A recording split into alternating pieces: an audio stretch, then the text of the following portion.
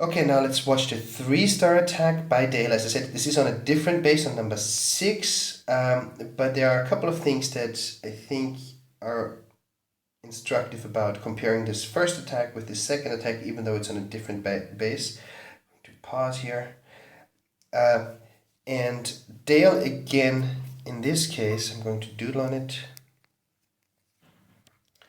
Dale in this case brings in his kill squad from this side here, quakes this open, and you will see that the queen is over here, right? So that's actually not a very typical route to go into because it's away from the queen, but this is just a level 1 queen. So I think in this case he was just gambling a little bit with, that's not such a big threat. Don't underestimate the queen. In this case it worked out nicely. This base altogether is just also calling for a max attack or some sort of a Gola loon. Because it has this low level 1 air defense, those others are just level 6, they expose out to ground. The queen is low level and actually quite easily accessible. So all of this, it's a good choice of an attack. Anyhow, he goes in from here, takes down those 2 air defenses, and then eventually his kill squad makes its way over there, and his queen takes out the enemy queen. That was a little bit of a gambling. It might have even actually worked with the queen up. So not a terrible idea at all, but maybe if you scout the base like this, maybe there's some other path into it that you could think. Maybe, for example, let me just erase this just as a thought that's coming to my mind right now. Maybe, I'm just saying maybe if you use your quakes here, and then your kill squad will essentially walk all the way across here. It will take down the queen, it will take down this air defense, no problem. And then, because your kill squad is strong enough and there's really not a lot of fire coming in, it will probably walk over there, take down this expo, this blower, and also this air defense there. And then you have essentially achieved the same thing, but maybe in a little more safe route. Either way, it worked out nicely, and that's not the main point that I want to make here. The main point I want to make here is really to see how the deployment of the Hound and the Loons in the second half of the raid was actually spot on here, and that was also what I think made the difference in the result of this attack. Okay, so let this roll now. The quakes are opening up. I'll move this away.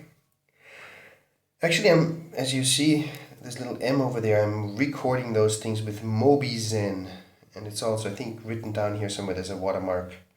It's a nice screen capturing app. So if you feel like doing scouts or reviews with video, download it, and it's free and easy to use. So back to the attack here. Good use of the poison. In this case, both of them just used 1 poison on the clan castle kill, which was all you need, and it was spot on, very well done. Let's zoom in here a little bit. It's hard to see what's going on there other than good stuff. The king here is taking damage, but tanking the golems, I think, yeah, one is working up there, but so at this point both of the air defenses are down, and if you choose the angle right, I think you could start your Laloon part now. Dale wanted the queen down, that's why he didn't start quite yet. And you can see actually this is not bad. The queen is down here already. It's actually quite close here already. The defending queen is engaging the king and will take the king down because there's a wall between them, and she does not jump the wall. She's just hiding behind it. But the attacking queen will come over here and then take down the queen, and then everything's ready for the Laloon part. Up here there's still a little bit of tanking going on. If you wanted, then you could have started your Laloon just from up here already. So this is far away from the enemy queen. Your queen still has the time then to take down the enemy defending queen, and your Lavaloon part can already start and can already do its work. So again, this is a little bit what I said in the first video. Don't wait too long with the deployment of the second part of your raid. So This is what I just said. Up there, everything's firing at the golem, the poor guy up there, but there's nothing to deal damage. Here the queen comes around. First takes down the wizard tower, and then here comes the queen, and she's down. And as you can see, this is now the kill squad has accomplished everything it needed to do. Now is the time, or even a little earlier than this, as I said, to deploy your Laloon, your lava hounds, and see how he deploys them. I'm going to break here.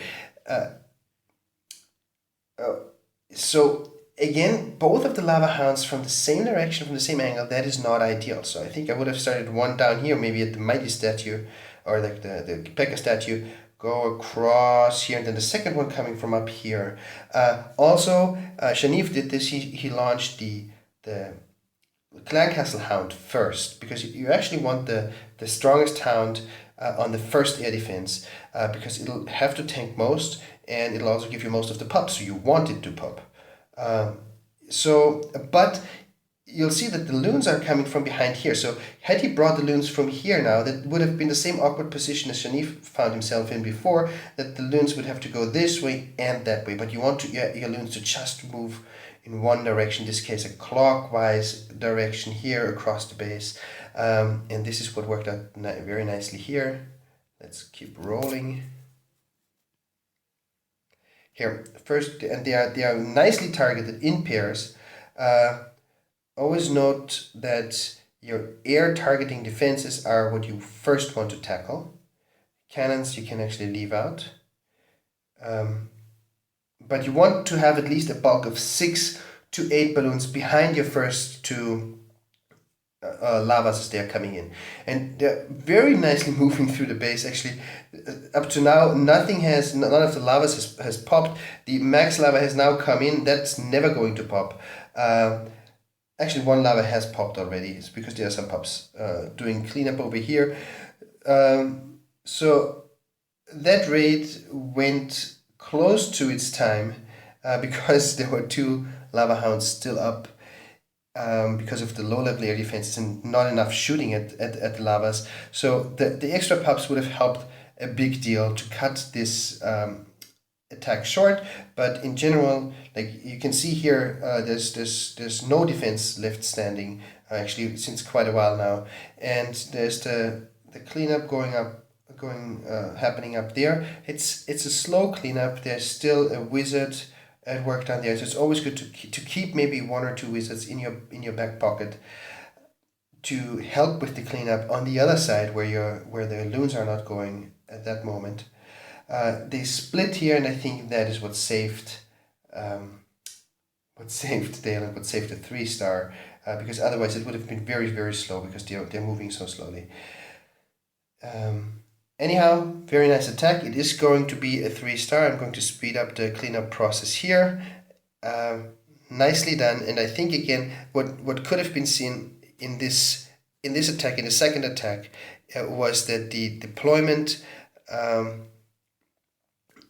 the clockwise or counterclockwise deployment of the loons, you have to take into respect for one that the loons don't split in the initial deployment, and also that you take into consideration the position of the blowers so that you don't fly straight against them. Okay, so much about this. Good work, Dale, on this attack, and also on your first one, and same for Shanif. It's fun watching those. It's very enjoyable seeing great attacks from our own clan, which turns our warlock into such a nice and green thing. So thanks for watching. I hope it is helpful to you. I want to keep doing some of those when I have time, for both scouting as well as reviewing. And do your own. As I said, like Mobizen is the app that I'm using for this to record, and then there's a little editing thing that I use for trimming.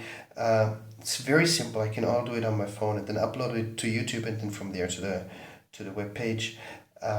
And as I said, I hope I can do some more, and I hope there is benefit for you in all this. For now, and again, a Happy New Year to all of you.